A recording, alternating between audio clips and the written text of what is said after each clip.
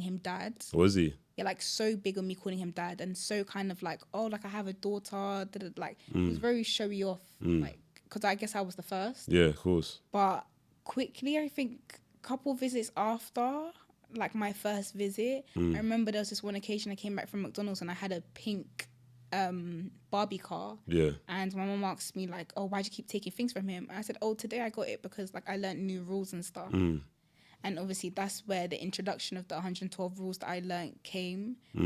I didn't trust her and I didn't believe her because the stories that both her and my biological father were always saying about what happened between them never matched up, number one. Yeah. I didn't like the way she treated my biological father at all. Yeah. And then my biological father just got into my head that my mum hated me. She hated me so much. And sometimes, like, when I'd be living with my mum, I'd experience it. Like, I'd feel like she hated me. When I finished learning the rules and I was spending weekends with him and stuff, obviously I was very used to my biological father sexually abusing me. He'd been doing that. But I remember on this one occasion that someone else was there. There was two people. And I didn't even know, like, what was going to happen. But I do kind of remember thinking in my head that the same thing is going to happen. Yeah. Because I just sat there. Yeah. If people knew the truth about what actually happens in the care system, would there be some sort of change? Legally, there'd have to be. I think right now at the minute, knowledge on the care system is very much limited for people. I don't think many people, like even talking to my friends, many people think that, okay, the care system is like Tracy Beaker. Nothing like that. One thing that I think would force the care system to kind of change is that's not how it's meant to be. It's meant to protect and look after children, and it does the opposite. I would argue that the care system is doing exactly as it was designed to. I think the care system wasn't designed to protect children. I think it was designed to take children away, put them free even more, and then throw them away again. I say this because I was hurt. I was hurt for 9 months. I was hurt from the age of 15 to 16. It started when I was 15 and it ended when I was 16. And the only reason why it ended was because as a 16-year-old child who was about to go and do her RS GCSE exam, I had to speak up for myself. I had to say, one of your own has been hurting me for 9 months and you haven't seen it. I remained in that home up until February 2025. I used to think staying for that extra year and a bit I'd be getting the support. I didn't get none of that. In fact, I feel like living there, I was just being re-traumatized. I really struggled in my bedroom. I really struggled in the cars because those are the same places in which I was either transported to get hurt or where I was actually just generally hurt. Even in terms of the police are speaking more to them than they are to me. I quite find that a bit hurtful because why are you speaking to the people who didn't notice? They didn't notice for 9 months and you're speaking to them, giving them updates on it. It barely comes back to me. I can't even tell you if it's still open. I continued to live in the same environment in which my safety was overlooked. The people just didn't understand me there. Really and truly, the only support I was given was weekly cam session, which that's even another story for another day as to why I wasn't accessing that. I just felt so, because the person that hurt me would take me to my cam session, and so yeah, cool. Sorry guys, I had to say that really fast because if people knew the truth about what actually happens in the care system.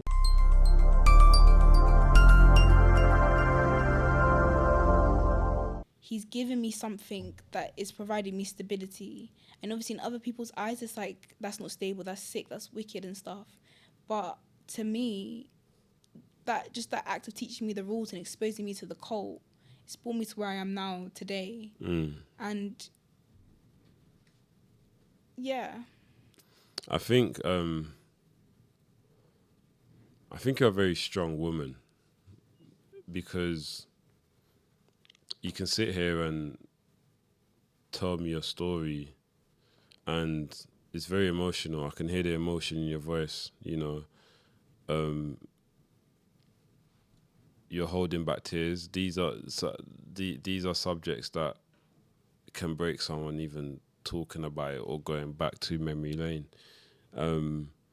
I think that you're a confident person to be sitting here today on GloTalks and sharing your story to the public. I think that what you've gone through has definitely built you to maybe numb your emotions? I get a sense that you're numb to emotions. Would I be right? Wait, why do we say numb? This is like the third time I've heard that. I don't know why people think I'm numb. The reason why I don't think I'm numb is because I feel things. I cry. I'm a crybaby. I love to cry. But I won't lie to you. Sometimes I cry. I don't even know why I'm crying. Like, it just happens. Like, sometimes I just feel the need to cry, and I just be like, oh, it's because I have a difficult life. Yeah. That's just my excuse. Yeah. But I don't think I'm numb. I do think that I have a problem identifying how it is that I feel like on a day-to-day basis. Like, you know how people be like, oh, I feel happy, I feel sad. I never know how I feel. I just feel like I'm just here. I feel normal. How come your parents got hung jury? Your dad and stepmom. So basically, this is what's always been the issue. There's always been evidence on abuse. So obviously you have to prove it beyond a reasonable doubt and all of that stuff. So they was able to prove that the abuse occurred and all of this stuff. People was giving their testimonies and whatever.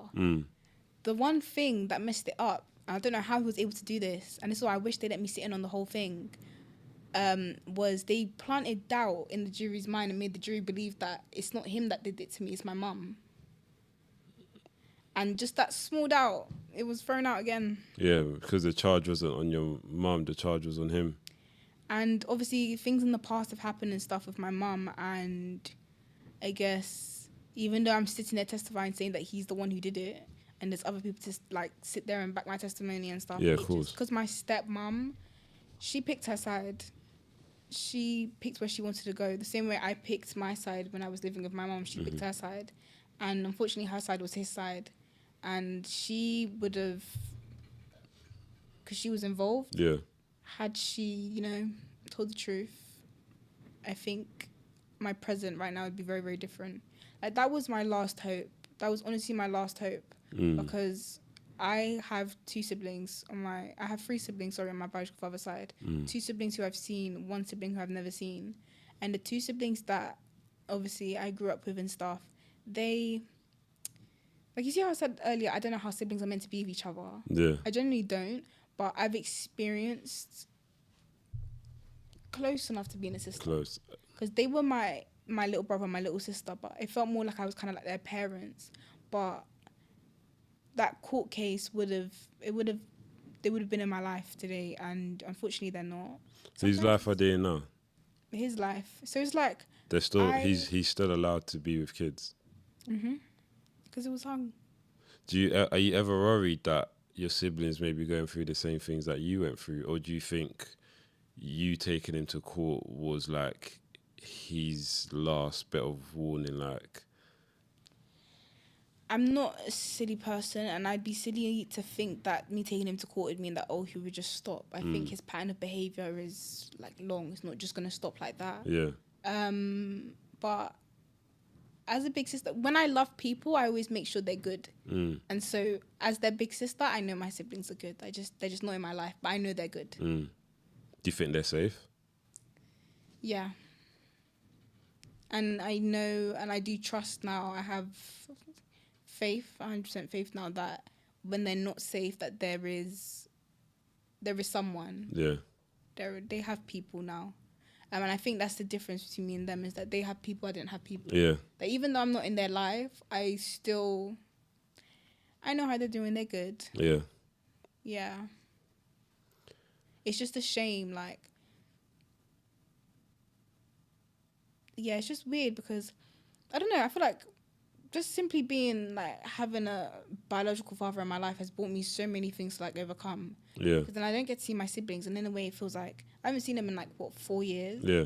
And it's a type of grief. It's a type of ambiguous grief. And that, I would say, like, out of all things, that's probably the hardest thing I've ever gone through in my life. Yeah. Not being with my siblings. That, compared to anything, any of the burns or anything, I think those times, like, when I found out that I wasn't going to see them again, that was probably the closest my life was ever, like, at its peak. And I was like, I just want to sleep. Yeah, my siblings. Let's go back to the social care and this woman. When she got found out that her behaviour, everything that she was doing was put to light. Did she have any last words to you? I don't know, because she was arrested at the airport. My last interaction with her was when one of my last interactions with her, not my very last, but one of my last interactions with her was when she tried to kidnap me at my school. And she just showed up and she tries to get me to come into her car, but another staff member came at the same time as her. Yeah. And so it didn't end up happening. Yeah. Why did she try to kidnap you? She wanted to sell me elsewhere, and that's where the whole thing just fell apart. How much money do you think she was making when she was bringing you to these guys? She was making a lot, because she was getting, like, they put it in something, and that something looks quite big, so. Put in like an envelope? When it was like a lot more, it wasn't even in an envelope, it was in something else. Like, yeah. She was putting it under her arm and stuff, so it was quite. So she would introduce you to these men, and these men will essentially sleep with you. But you know what she did that made me, because I've heard people probably thinking now, like, why did she do it, whatever. That woman tricked me. She tricked me so bad that every single evening, like every time I went to bed, I would always worry that she was going to take her life. That's what made me so loyal to her. I worried for her because I don't know what was so different about her, but I got way too close to her that I just started to, like, when she started talking about like how her mental health was bad and she started threatening me and say she was going to do this if I didn't do this, the panic that would come over me and stuff if I didn't conform to her rules and do what it is that she would do, it would like eat me away. That even when she wasn't on shift, I was still meeting up with her. And no one, I don't know, my whole life I felt like a shadow, because no one in the house saw what she was doing to me. No one in the house saw that this child's not meant to have a phone, she's on a dole's order, of course. and she's communicating with this staff member who's exploiting her. No one else saw how, okay, this girl's also on a dole's order and she's still being burnt, she's still being hurt, she's still being raped. Like, it just felt like no one's ever actually seen me apart from what people would call bad people. And that's why I even got into an argument the other day with one of my friends, because I was kind of like, I don't know why everyone calls them bad people, because it seems like the bad people are the only people who are actually there and who actually see things. Because I was in a full house. That house was full. It was crazy. It was chaotic. There were kids banging their heads. There was everything. And everyone else got attention but me. And the only reason why I could think why I didn't get that attention was simply because of race. Because that house was predominantly white. I was the only black girl there. Eventually, over time, we had one other black boy who experienced the same, not same thing as me, but like similar treatment as well. He had trouble with how he was articulating himself to them. They would look at us as if we were speaking like a different language, like we were foreign people and stuff like that. And having to over-explain certain things like, okay, why we want to buy our meat from this place because we want to eat this meat, or why we need this seasoning, even though it might cost an extra £1 over the budget. Like, we've always had to over-explain and over-fight for ourselves. But she just confused me. Like, she really did confuse me, because she saw everything I'm saying now about how the system treated us for being black. She saw it and she would speak against it 100%. She was very confident. Most of my confidence, I'm not going to lie, I got from her. Came from her, She built me into a very confident version of myself. Like, she really did help guide me, gave me that sisterly guidance that I've always needed and lacked in my life. But being too open cost me everything. Yeah, of course. Because I guess it gave her more leverage on me. Ammunition, she started to do similar things to me that were happening in the past because I was naive. Being a child who grew up in care and saw the system for what it was, what are your thoughts on racial division with the care system and how it affects black children in particular?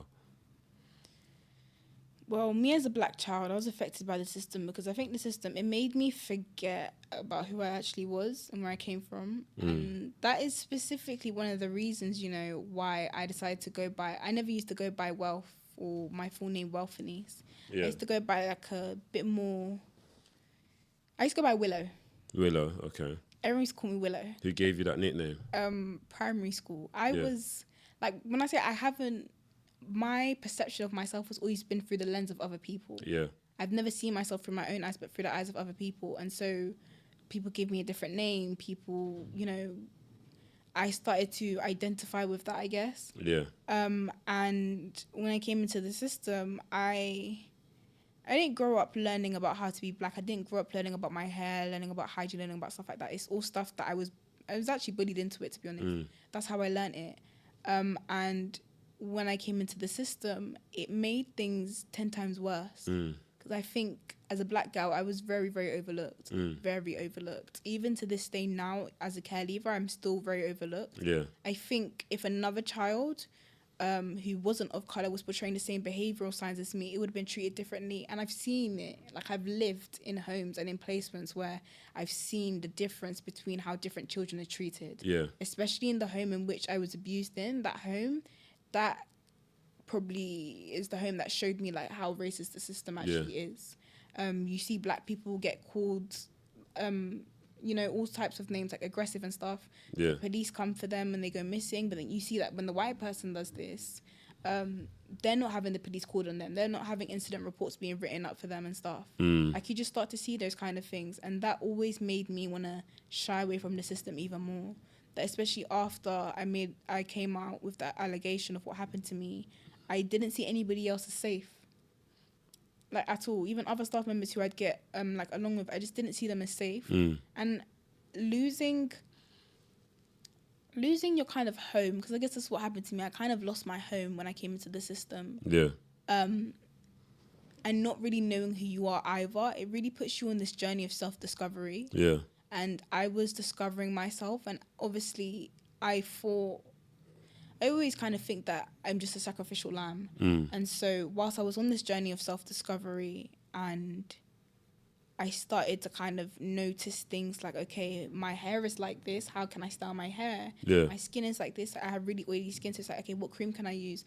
I started to see that the system wasn't supporting that. Yeah. They weren't supporting my self-discovery. They weren't supporting me understanding my hair. They weren't supporting me understanding my skin and me learning about my tone and stuff like that. They weren't understanding that. They were simply just punishing me for my behaviors. So they were interpreting my behaviors as something that it actually generally wasn't. I could be upset. I could walk into the house upset and go straight upstairs to my room and close my door. That's going to be written up as an incident. Even if I just slam my door, that's an incident report right there. Rather than like another person looking at it being like, okay, she's clearly upset, let me go and talk to her. Yeah. Like, it was things like that were getting me into trouble. Like, just small petty things. And then I started to notice as well that the system didn't have my back because I was black. When this went viral on TikTok as well, the whole thing of them leaving me outside at the bus stop, every other child was accounted for. Every other child was picked up and had their way to go home, but me. I was the only black child who was made to come and take the bus back, number one. Financially as well, they would literally desert me. Like, they would leave me outside and have me walk. And where we lived in Essex, it's like motorways and stuff. Yeah. And they were completely fine with me telling them that, oh, I walked on the motorway because you didn't transfer money to my card. Yeah. But then when the police would come around because I have a burn on my arm because I've been going to this cult and getting hurt. Yeah. Everyone would kind of be like, oh no, it's wrong. But the system as well, it forced me into these situations. It forced me to kind of allow myself and get used to the fact that I was getting hurt. Yeah. There have been so many times, and my friends have been witnesses to this as well. And I'm so glad that I'm the type of person who documents everything too. Yeah. Where the system has let me down financially too. They haven't given me money to go to school. They haven't bought me my school books. They haven't cared for my cultural needs. They haven't cared for my emotional needs. They haven't given my voice a space either.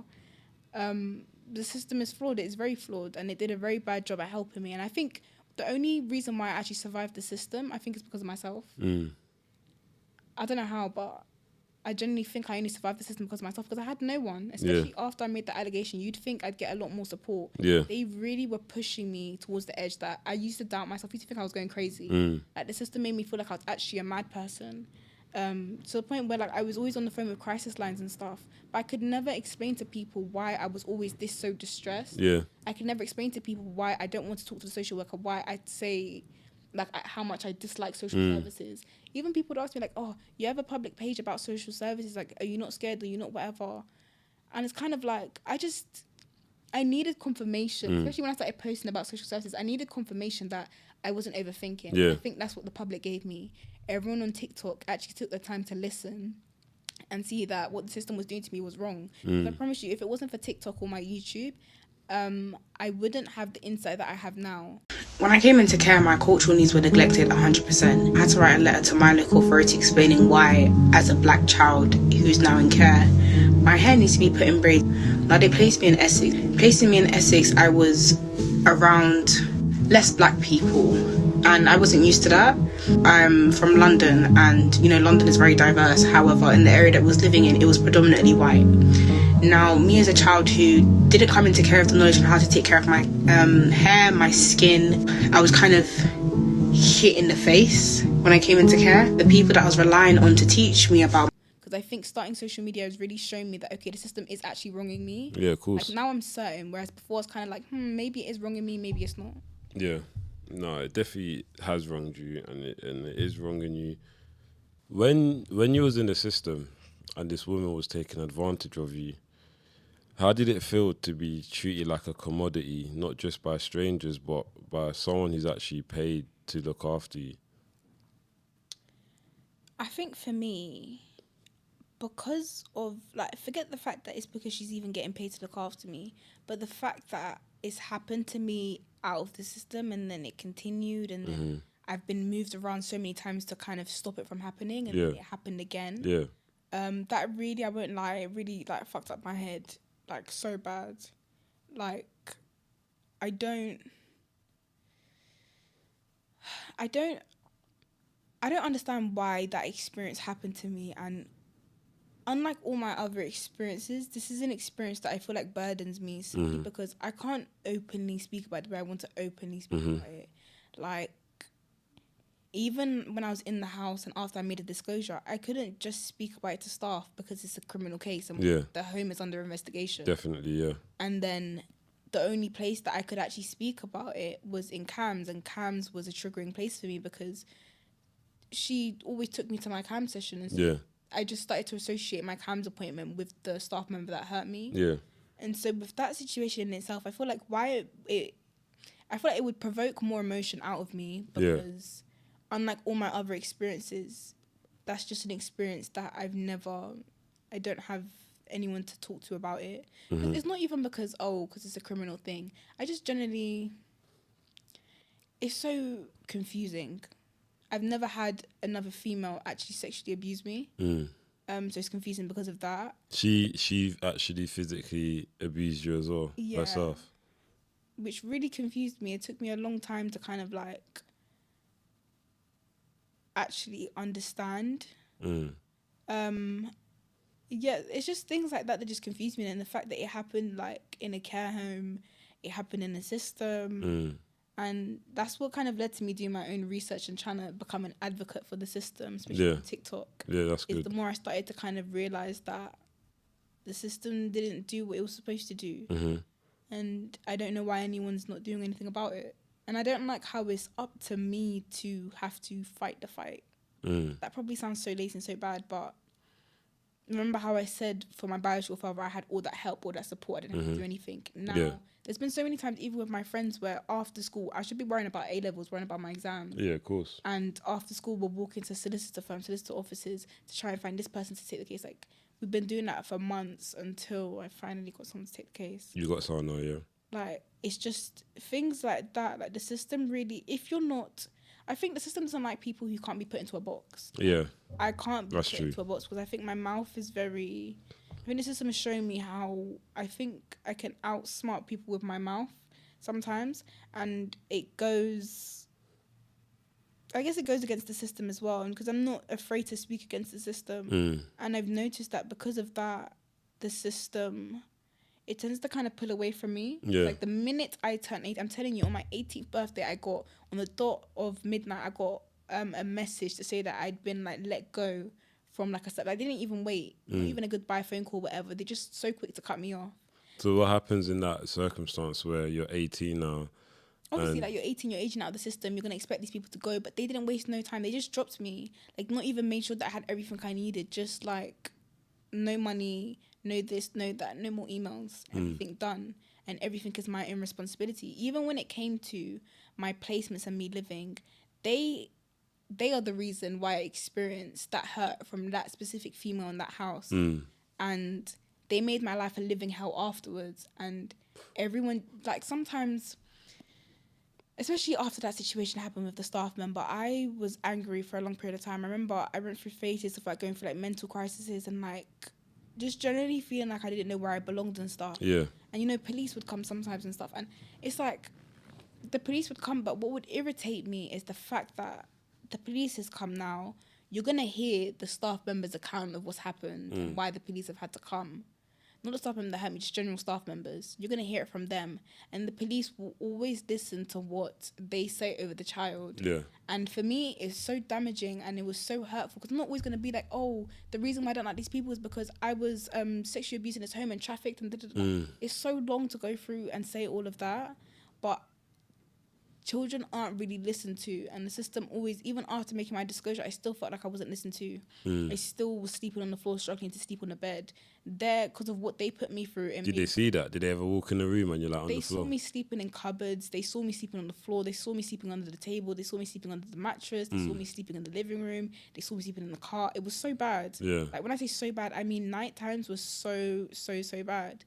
And I think because I wasn't given help for that anyways, it leads to things like when you don't intervene in things like that as well, especially when a child is trying to, it's not even like I didn't want the help. I wanted the help.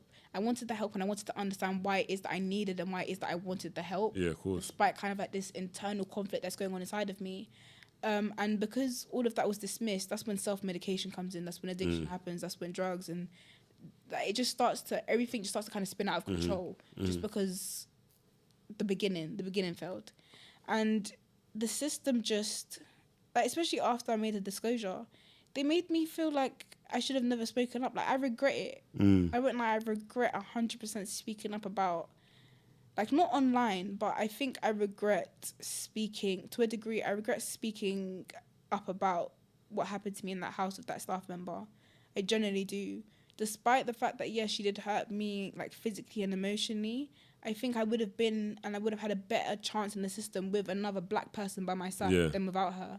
Because when she left, I lost all, I'm telling you, not having a single black person on your side in the system, it's so hard. Is there a pending case now against this woman? Yeah, there is. Okay. That's good. I think what she's done is terrible. She clearly used your experience and what you've been through and tried to see an opportunity and think, oh, maybe I can make my own money. Out of her and your dad, who would you blame and say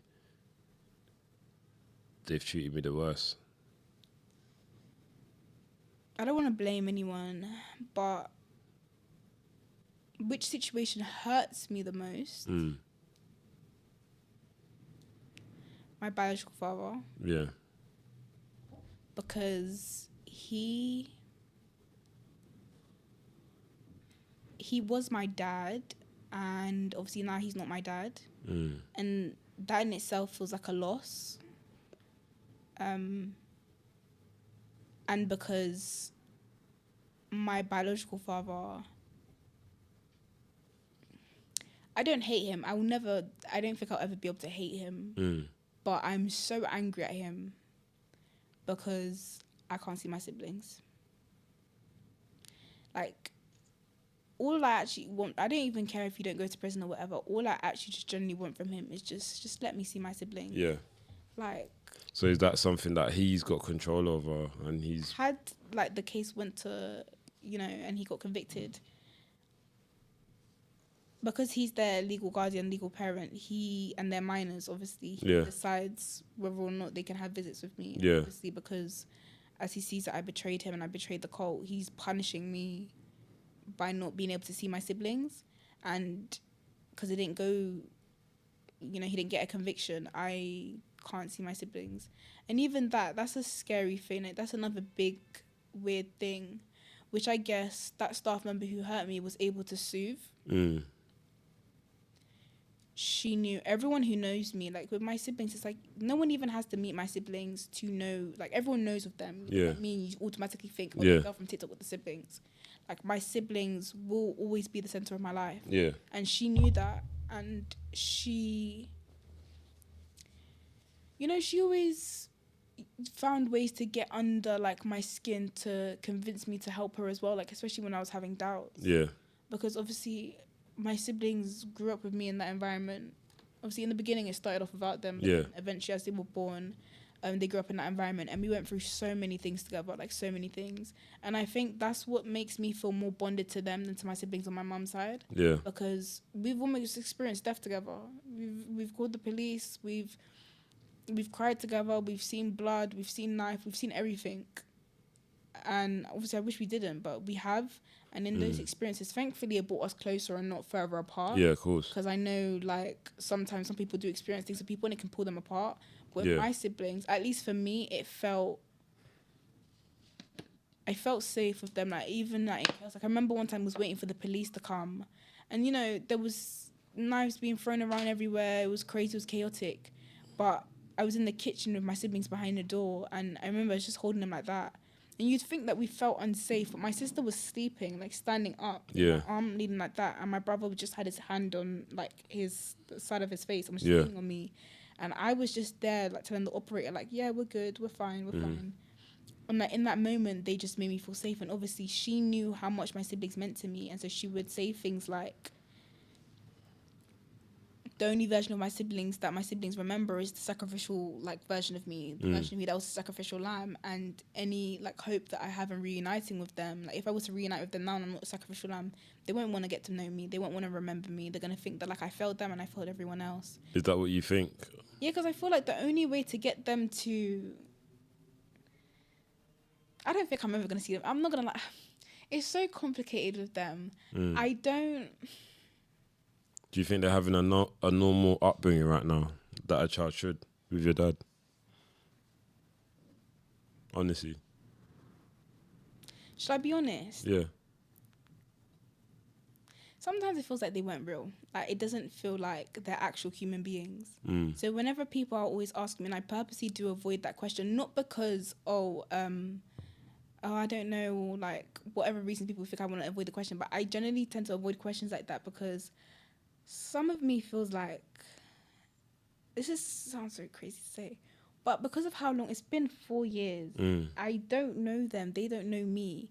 And it feels like no matter how many times like I might look at their picture or how many times I might post about them or get a pillow with a picture of them, it just doesn't feel like it was real, or at least in this life. Yeah. Like... Because you haven't had that after that bond, that growing up bond as well. Your relationship got cut short. Yeah, exactly. But do you know what it is? One time so every birthday, every anniversary, I always keep myself busy, always do something. Yeah.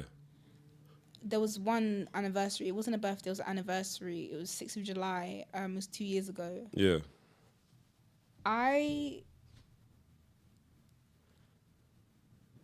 went to a memorable place that reminds me of me and them. Yeah.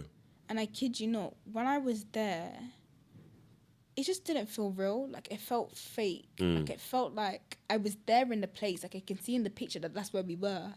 But you're not going to be there kind of thing. Like, it feels like sometimes it feels like they're not real. Like, I don't want to say it, but it just doesn't feel like they're here. Yeah.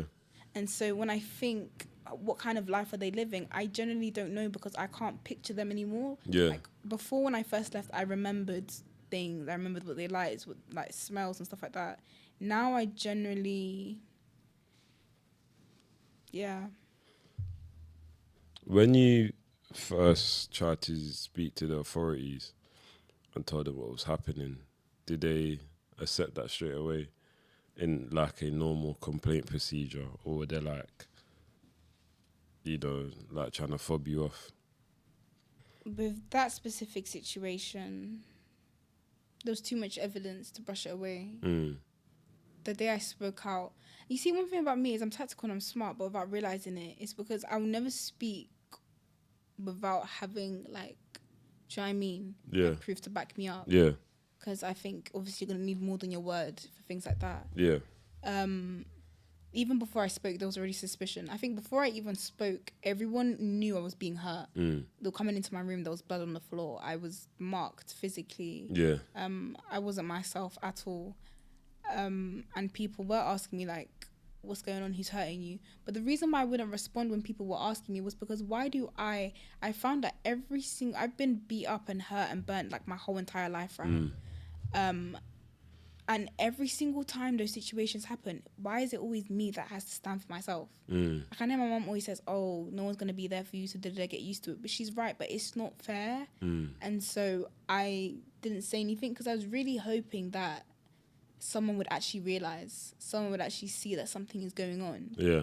Because it's just felt like no one's seen me, I don't know, it just feels like no one had any responsibility over me.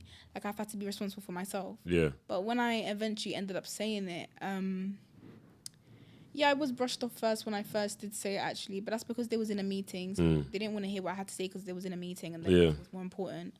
But when I came out with it and actually said it, it's not that people didn't believe me. I think they believed me instantly. Yeah. Because the signs were there. Everything I was saying was making sense. And I think the way I articulated myself as well was very good, but no one took accountability. Everyone accepted what had happened, but didn't accept the role that they played and what happened. Yeah, that's what I'm trying to say. They wouldn't accept that. They'd be like, okay, she hurt you. I'm really like, that's really unfortunate. Yeah. But they wouldn't kind of be like, I'm so sorry that she was able to hurt you and that I didn't see this and this.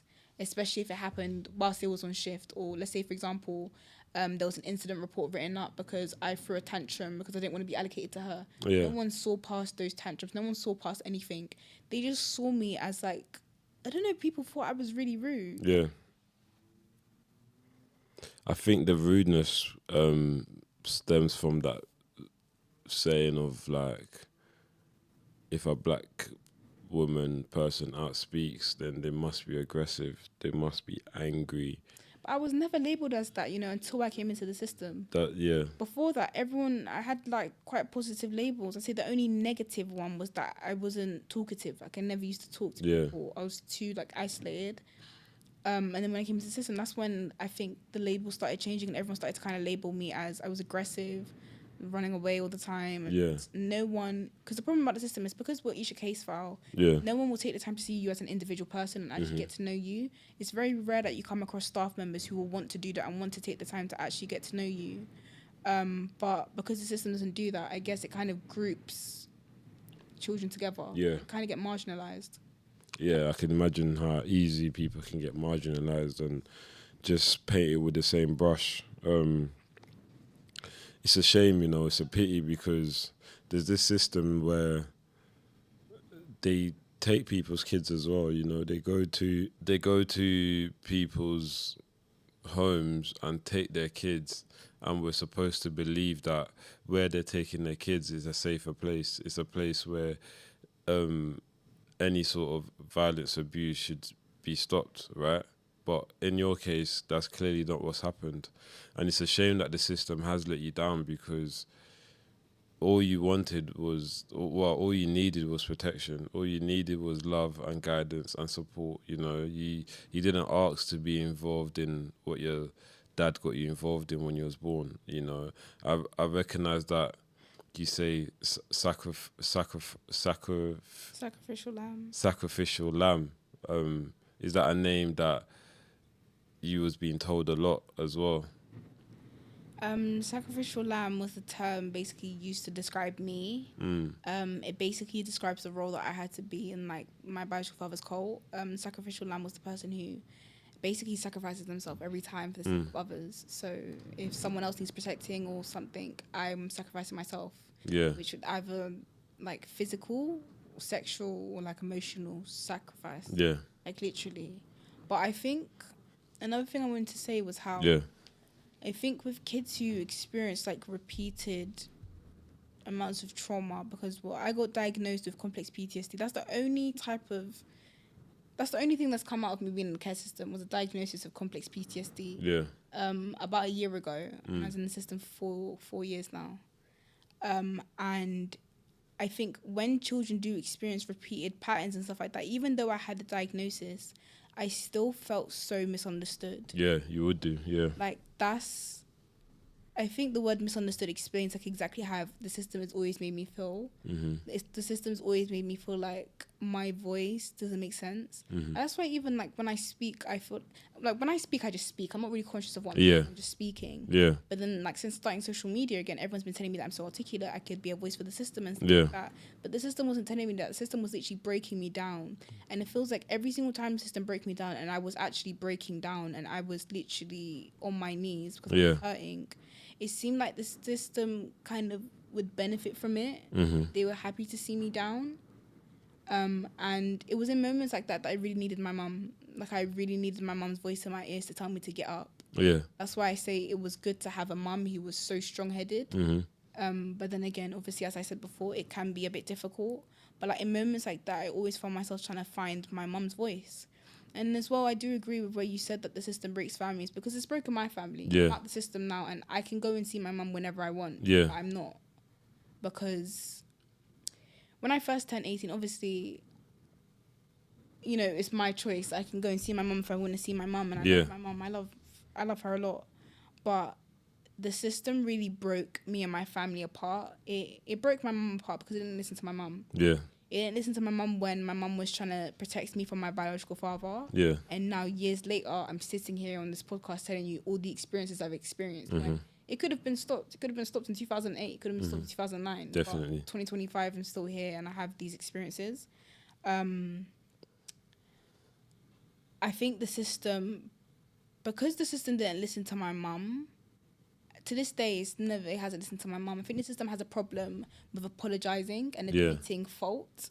I've noticed that they really struggle to admit fault, which I don't get why. I think admitting fault is a lovely thing. If you know you've done something wrong, just admit to it. But for some reason, the system, it just won't do that. Because it's liability.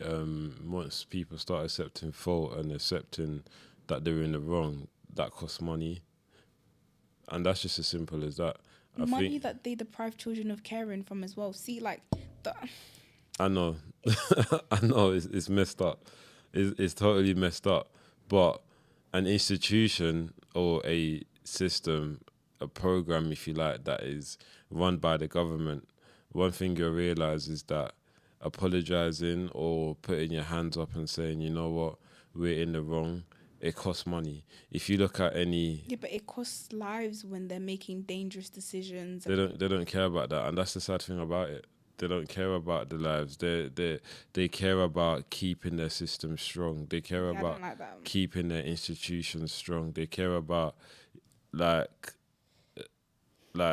generational wealth. They care about keeping this stuff going. They don't care about how people are feeling. They don't care about the emotions of it. They don't care about these things, you know what I'm saying? And if they really, really, really have to apologize because they don't have any other choice but to apologize, it's going to cost them money because they're admitting that they're in the wrong. So it's definitely going to cost them money, you know? But, like... See, this is where I come in and say, so was the system ever even designed to protect children? Seems like some type of marketization.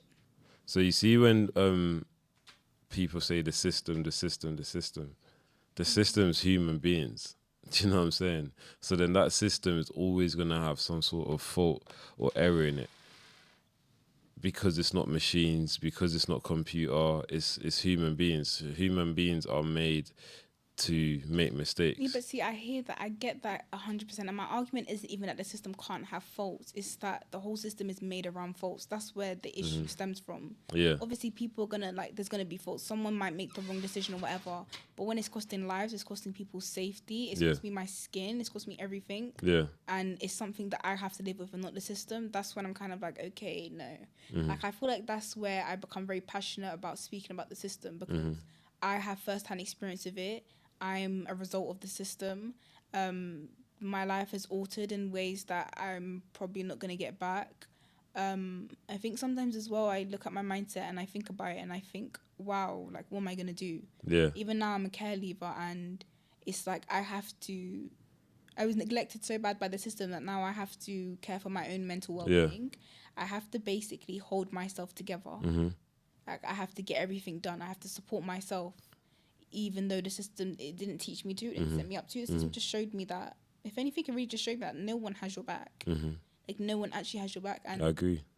It's true, no one has your back, but it shouldn't be like that, especially like as a child and having to fight against a system.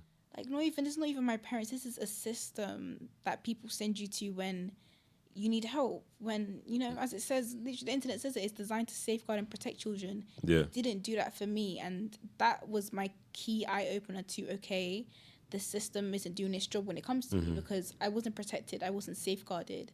In fact, I was a child trying to protect and safeguard myself. And there's been so many situations where I've disclosed to people situations about me being hurt, about me being raped and stuff, and it's just been dismissed. That's not a mistake. They're purposely dismissing it. They're purposely choosing not to give it attention. I don't know if it's because of lack of budgeting, because of understaffed people on annual leave or whatever. But at the end of the day, it's not something that I should have to think about. I will always tell myself, because I used to think that, that's why I used to be like, oh, do you know what? All of these issues and all these problems in the system is fine because they're overworked, they're understaffed, But it gets to a point where you have to actually ask yourself, like, is it actually okay? And it's generally, a bit of me is kind of like, it's not okay. I don't know. I'm kind of like, I battle myself with it all the time. Yeah. Because with my parents, I can't identify whether or not what happened, is it wrong or is it right? But with the system, I think it's wrong. But then I only think it's wrong because prior to me even being hurt in the system, I had this image of the system being something lovely, having a family and stuff. But then since me being exploited and essentially sold in the system, it's really altered my brain and had me kind of thinking, maybe it is okay, maybe it is fine. And I think right now, sitting here now, is where I can say that's what shows me that the system is wrong. I feel how I felt when my biological father was teaching me to go to McDonald's. I feel confused. So that's why I'm kind of like, okay, I can make the link between those two, if that makes sense. Like, I remember feeling that way in the past, and that's because my biological father was, you asked me if he was brainwashing me, and I said I wasn't too sure. And now, like, sitting here and talking about the system, I feel the same way. So I can kind of tell that, okay, something's wrong, because I feel how I felt when I took my biological father. Yeah. And that's not right. And the thing is that the system has created someone like yourselves that now has a voice and a platform to show awareness to these things. And of course, it's not ideal. Like, it's definitely not ideal, because that's not what you would want it to. Like, no one wants to go through all of that stuff just to come out and be like, hey, I'm a survivor. Or, do you know what? I feel like people shouldn't be dependent on me to speak or say anything. Yeah. Number one, I'm doing A-levels, so... And number two, I feel like because of that, people are no one's gonna wait. There's probably someone in a situation right now who doesn't have time. Yeah. No one has time for me to wait to finish my A-levels and get to a point where I can actually, okay, let me sit back down and do my videos as I was doing before. Yeah. Like, no one has time for that. And sometimes that's what puts me off, even of like, do I keep speaking? Do I keep what? Because I don't know. It's hard with the system. People have different views of the system. Some people would like watch this and be like, I never experienced that with the system. You know, the system was looking after me. The system had me. Whereas for me, it's like the system didn't have me. And I feel like as well speaking out about it, it's scary. It's actually scary. Yeah. But then I also think it's important to. I noticed a lot. I speak out a lot. I post a lot, and I noticed that when you don't have something to ground you and bring you back after doing these kind of things, doing a podcast, doing a TikTok, doing whatever, you're gonna struggle, and it'll probably be the first and last time that you ever actually do it. Definitely. I remember when I first started speaking out on TikTok, I was just doing it, like just speaking how I usually speak, because I don't think when I speak, I just speak. But because I didn't kind of think, okay, I'm opening past wounds, raw wounds and stuff like that. Yeah. I need to make sure that I have this and this and this, like a support system. Yeah. It broke me, and I think that's where at least the inconsistencies in me being able to keep up with the fight for change and fight for the system. Because it's long and I'm just 18, and it's not like I'm studying this. I'm literally just talking from my experience. So I'm not learning from a textbook. This is not like sociology or whatever. This is just me talking from raw experience. And I think it's what people would want to listen to it. Like, do people actually want the system to change, or like, that's what I always think to myself. The good thing is that you are 18 and you're sharing your story already on your platforms. You're sharing your story on here. The fact that you're 18, you've got years to study what you've been through. You've got years to study the mental effect it's had on you. Do you know what I mean? You're not 40, you're not even 30, you're not even 20. Do you know what I mean? So don't think about that. Like, there's gonna be a purpose one day. It's gonna all make sense, and you're gonna be like, now it makes sense. You might not see it now, but I encourage you to keep going, to keep sharing your story, and definitely put a lot more awareness on it, because there's probably a lot more people underground in these cults going through these things, and some people might not be coming out of it alive. You know, there's so many things that people don't know what's going on behind the scenes. People are disappearing. We live in a world now where social media highlights everything that's wrong in the world. Do you know what I mean? And it's not a bad thing. I don't think it's a bad thing, because if you don't know what's going on, you'll just be clueless and you'll think life is all like whatever. But it's not. Life is real. Your story is real. You're real. You're a real person. You're a real human being who was let down by your parents. You was also let down by the system, and you're fighting your fight now. This is your fight. Do you know what I mean? You've got a pending case going on with this woman. Unfortunately, your parents didn't get found guilty for the abuse that they put on you, but you haven't given up. You know what I'm saying? You're still here. You're still fighting. Like there's different ways of showing fighting. Like, there's different ways to battle. Do you know what I mean? And like, I don't think I'm intentionally fighting though. no, you're not. You're not intentionally fighting, because you're not intentionally. Well, how can I say it? You're not intentionally wanting to. Like, who would want to intentionally want to share that story so brazen? Do you know what I mean? You're doing it in the most natural way. But like I said, you're 18. There's going to be a point in your life where all of this is going to make sense. And you want children, right? Yeah. Do you think about that? Like, how you would be as a parent?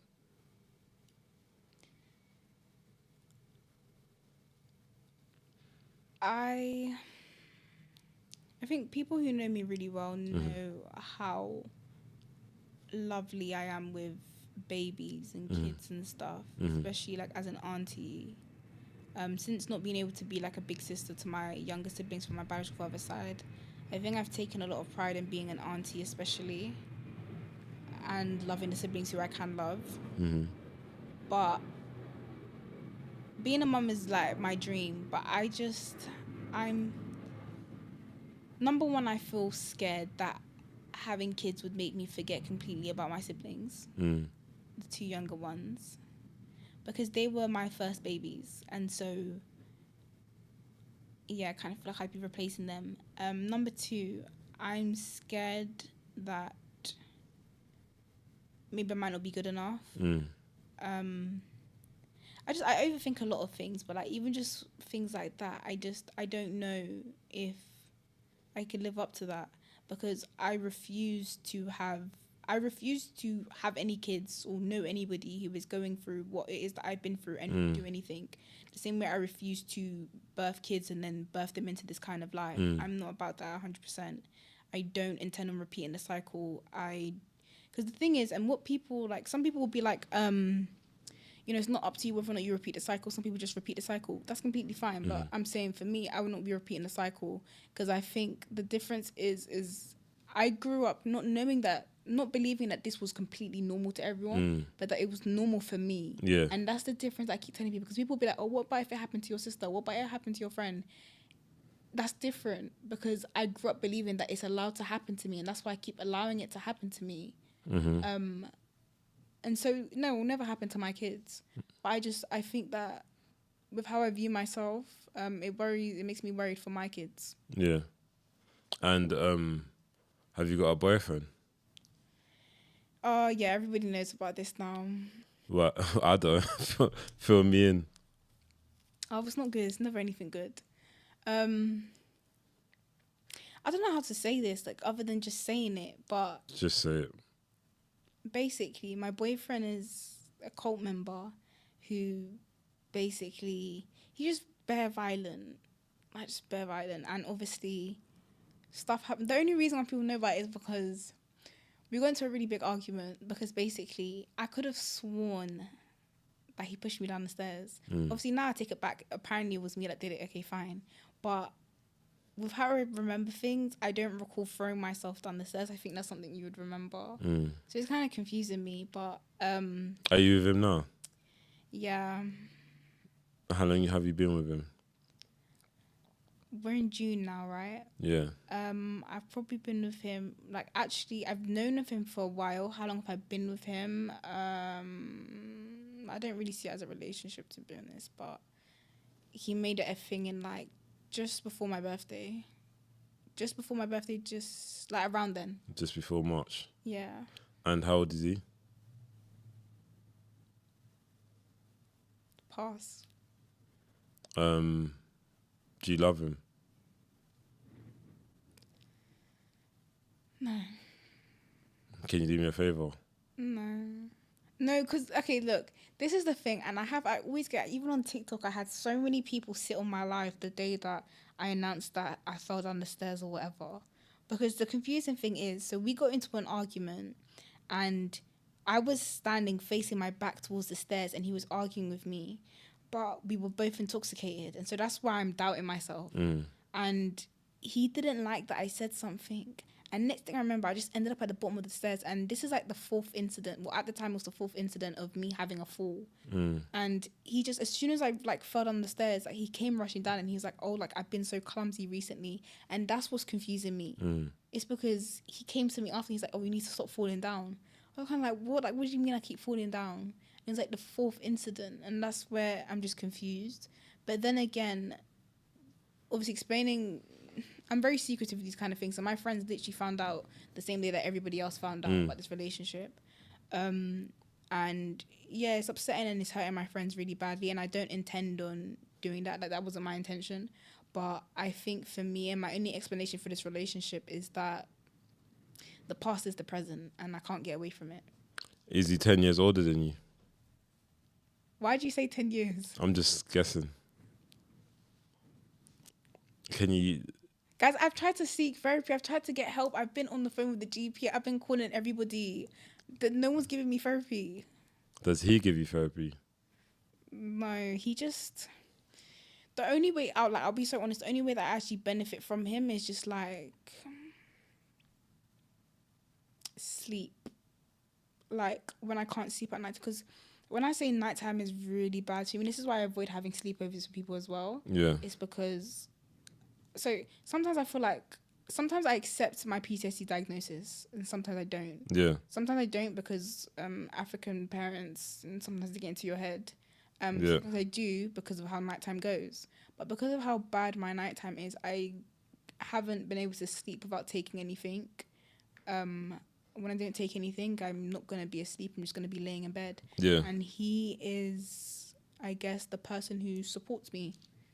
He supports me in that way. He doesn't support me financially anymore because right now we're going through a period of him really trying to control me and get me to give myself to him and his whole group like 100% because I have stepped back from it just because I've decided last minute to start looking into my A-levels, meaning it's been taking a lot of my time.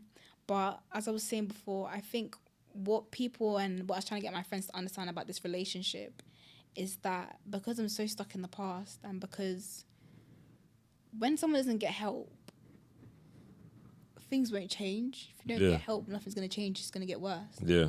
And that's why I feel like I've reached a point where everything is irreversible. I can't teach myself what you guys know now. Yeah. Trust me, there's been times where I will actually sit there and I'll get mad at myself and be like, no, like, everyone keeps saying that guys are not supposed to hurt you. This isn't supposed to happen. Why do you keep letting it happen? Mm-hmm. But it's like, no matter how much I talk to myself and how much I say it to myself, I just can't seem to believe it. And so, yeah, now I'm 18, I'm a care leaver, and I'm in a relationship with someone who is violent. But once again, everyone knows about this though, and everyone is more accepting of it this time now that I'm 18, because I think everyone's just used to me always being hurt that they just accepted it. What do you think you deserve? Don't you think you deserve happiness? Don't you think you deserve someone to love you and not hurt you? Mindset questions though, because then I feel like my responses are a bit dark. What do I think I deserve? I don't know. I think maybe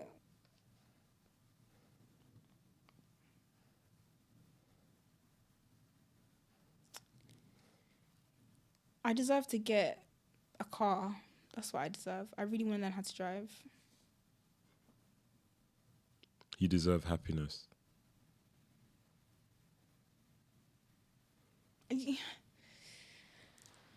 I feel like happiness would feel weird to have. Like, I don't think it's a bit of me.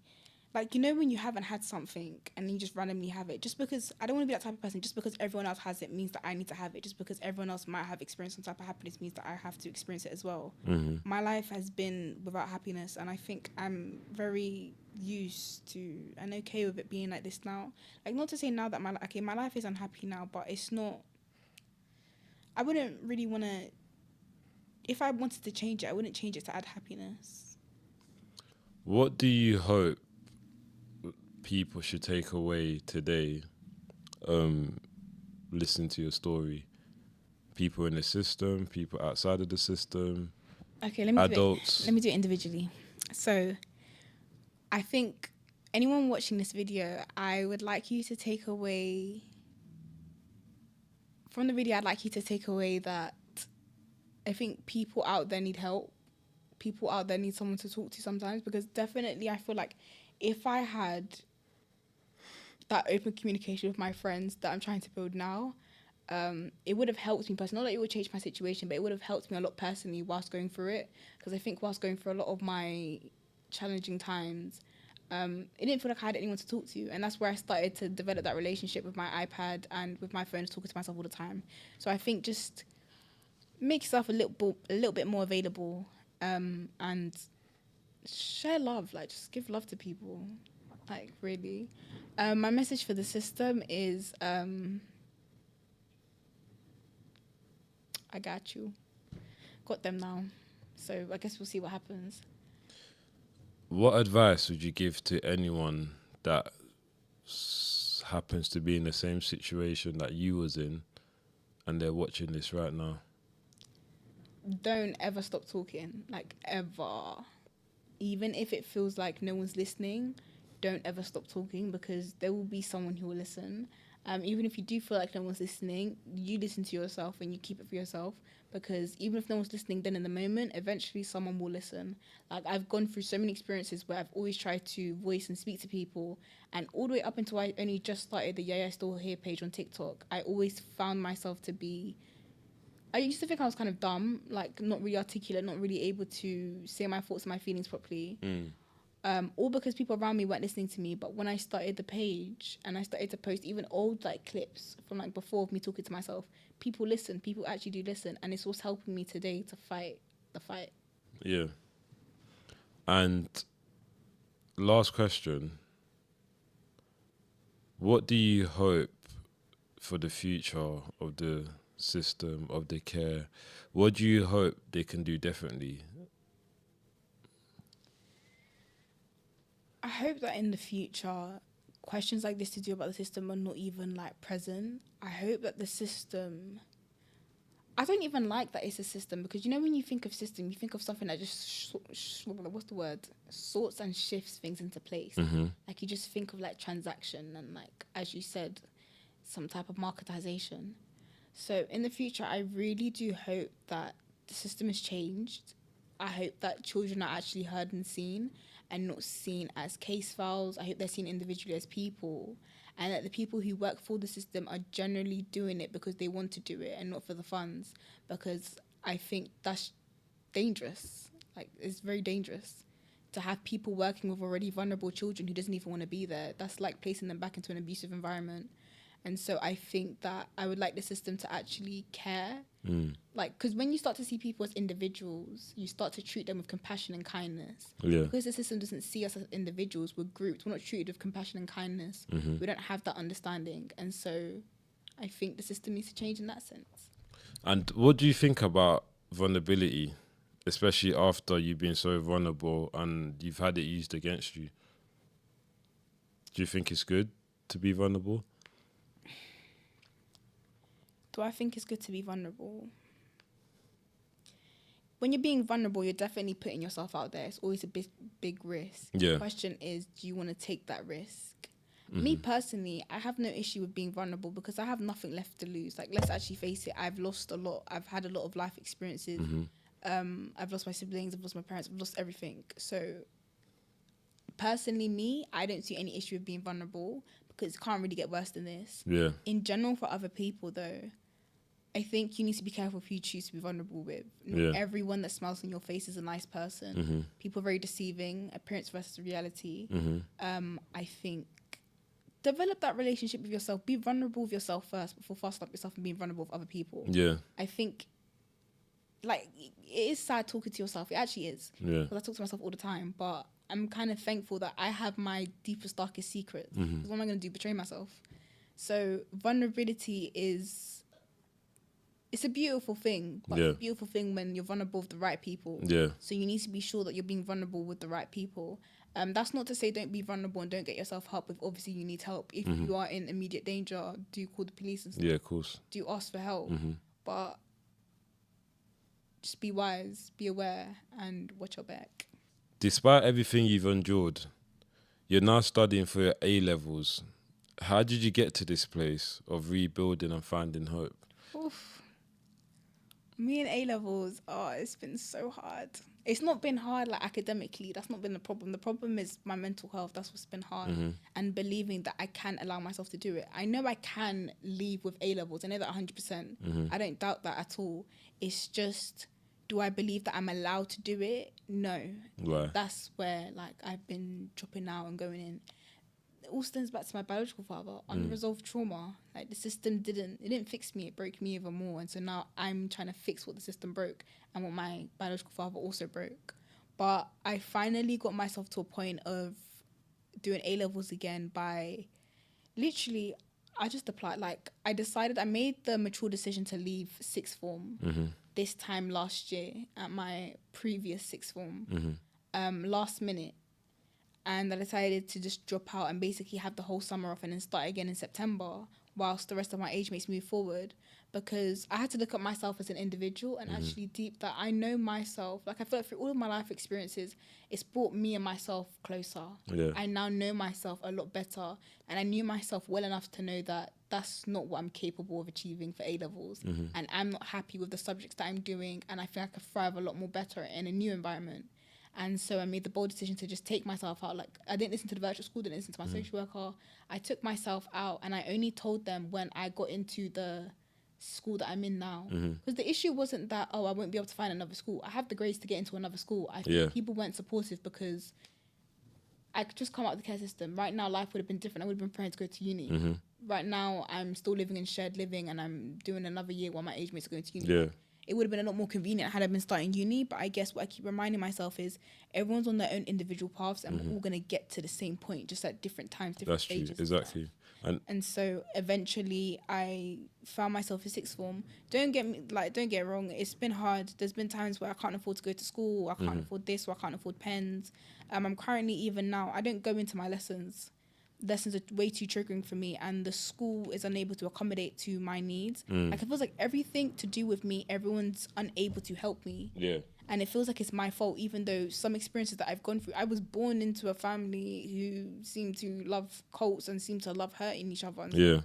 And now I can't sit in a classroom without like having a panic attack, without feeling like I'm back in the past and stuff. And it feels like it's my fault that I haven't gotten over it, because the school doesn't want to help. The school wants to force me back into that environment and force me back into that place to learn. Yes, education is important, but I think they could have accommodated to my needs a lot better. There were certain things that could have been done. But I look at myself and I think people don't want to help me because I don't think I typically appear as someone who needs help, and I get that quite a lot, and I think that's very unfair to say. I won't come up to your face crying, asking for help. I'll most likely ask someone for help, smiling and laughing. And that, I guess, takes away the whole I need help thing. Also, I'm 18 now, so I'm an adult. I think people think that they don't have any responsibility over me, even if that's whilst I'm at school. And so what I've been doing now is, and this is all thanks to my friends, and this is why I generally have to like give my friends their flowers, because my friends, I promise you, if it wasn't for my friends, the way the system has failed me, the way things have gone with my parents in my life, I generally don't think I'd actually be here today. Generally. And I don't have these conversations with my friends where I tell them enough like how much they help me and stuff like that. But just in like small ways, that even now, I went 3 months without touching a single school book, and I went like almost 2 months without going to the school building itself, and no one did anything. No professional could do anything. No one. Until one morning, I just woke up, got ready, went in. Mind you, everyone on YouTube and everything was like, get to school, go to school, da-da-da. One morning I woke up, I went into school. I didn't even go with anything in my bag. Yeah. But it's fine because my friend came and she came with her stuff. Yeah. And I just remember all she did was that she opened it and she's like, okay, so this is what I'm revising for the exam next week, da-da-da. And since that day, I've been on revision mode ever since. That's so good. And so simple. I'm so happy that you've got good friends around you, you know, that can actually advise you and show you what's reality and what isn't reality, the contrast and whatnot. I hope your friends can also convince you to dump your boyfriend and find someone else that is more age appropriate for yourself, and also someone who's going to show you a different kind of love that's not through violence or through any sort of cult or anything like that. I know that's what feels normal to you, and your perception of love is different to another person's perception, but you don't deserve to be questioning yourself.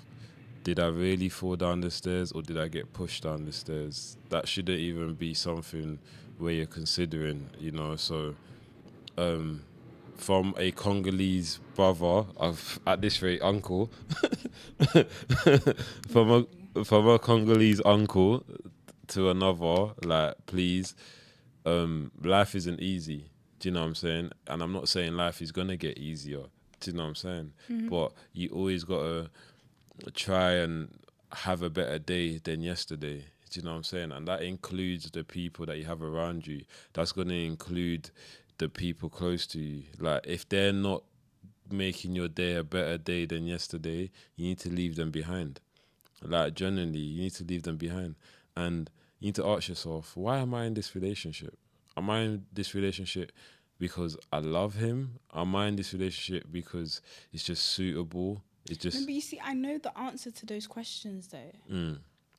I know why I'm in the relationship. I know why my past is my present. I know it. Which is good. It's a step. It's a step. Like I said, you're 18. You still got a whole lot of life to live, a whole lot of mistakes to make, a whole lot of understanding to understand. Do you know what I'm saying? I'm not asking you to make immediate decisions right now, but I want you to really start putting yourself first at the forefront of your thoughts and your decision making, and make sure that you say to yourself, is this better in me? Is this better in my life? Because a lot of people that's been through shit, been through trauma, we tend to stick to that. That's whole minute. That's what, like, you know, you've heard of trauma bonding. You know what I'm saying? Like, trauma bonding is actually a thing. People get together because we've been through the same shit. Do you know what I'm saying? But it doesn't mean that's your life. It doesn't mean you have to be in that. You're young. You're 18. Like, are you confident? Are you not confident? Right now, you're struggling with acne. That's normal. That's teenage. See, when I was young, my face, I had dot to dot. Like, my spots was popping by itself, like, automatic. Just no joke. You know what I'm saying? Like, you grow out of it. Like, I used to be called ugly. I used to be called all these things that will knock down my confidence. You grow out of it. You grow over it. You become the beautiful person that you need to become. Which brings me to my question today. What does healing look like for you?